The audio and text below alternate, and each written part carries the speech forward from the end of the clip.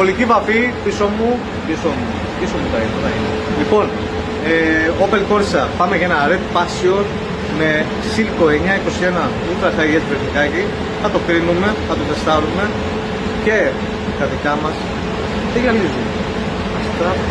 Αυτό θέλουμε, να αστράφουν. Δεν θέλουμε να γυαλίζουν, θέλουμε να αστράφουν. Πάμε να δούμε τι θα κάνει. 921 Silco Mirror. Είμαστε έτοιμοι?